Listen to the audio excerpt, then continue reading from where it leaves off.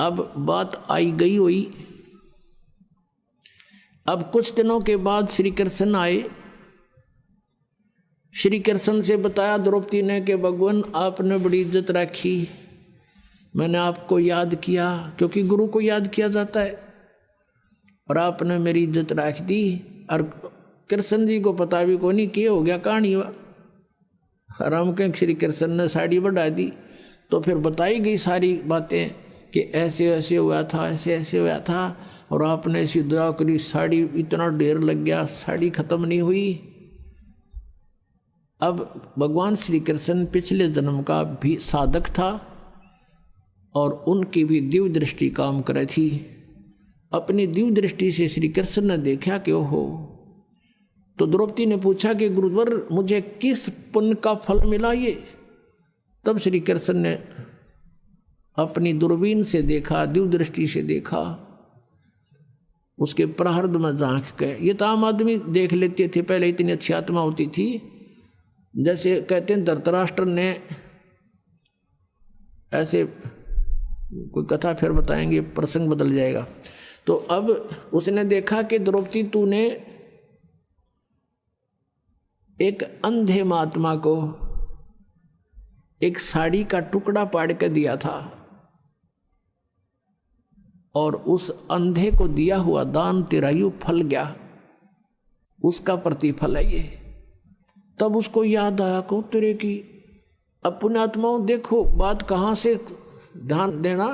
जब वो साड़ी पाड़ रही थी, अपनी राजा की लड़की अपनी साड़ी को फाड़ फाड़ कर डाल रही थी, तो उस समय वो अपनी नौकरानी को भी कह सकती थी कि तू एक साड़ी का टुकड़ा पाड़ के डाल दे महात्मा को, और नौकरानी तुरंत पाड़ के डाल देती। उसको पता था कि राजा की लड़की है, जाते चार देगी तेरे तई नए नए बढ़िया साड़ी।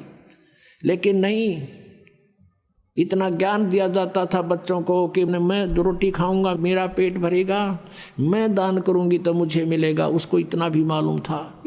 तो इसको कहते हैं लूट सके तो लूट ले, राम नाम की लूट। अब जैसे आप यहाँ सेवा करते हो, आपकी इच्छा ना हो कि यूं मेरी सेवा करे, तो आपको वो लूट रहा है।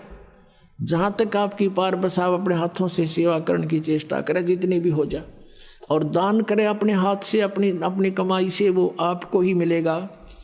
तो कहते हैं जब तक माता पिता के अधीन है बच्चे, तब तक वो दान करते हैं, तो भले ही वो माता पिता का ही है, लेकिन जिसने दान अपनी नियमत से किया है उसी को फल मिलता है।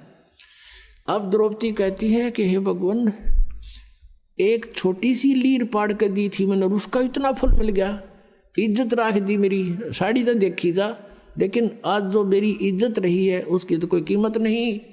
तब कहते हैं कि एक लीर के कारण मेरे हो गए चीर अपार, जब मैं पहले जानती तो सबके में देती वार। इसे महापुरुष को और एक इतना दान करने से आज मेरी इतनी इज्जत रही है, यदि मुझे पहले पता लग जाता तो ना जाने क्या न्यौछावर कर देती उस महापुरुष के लिए।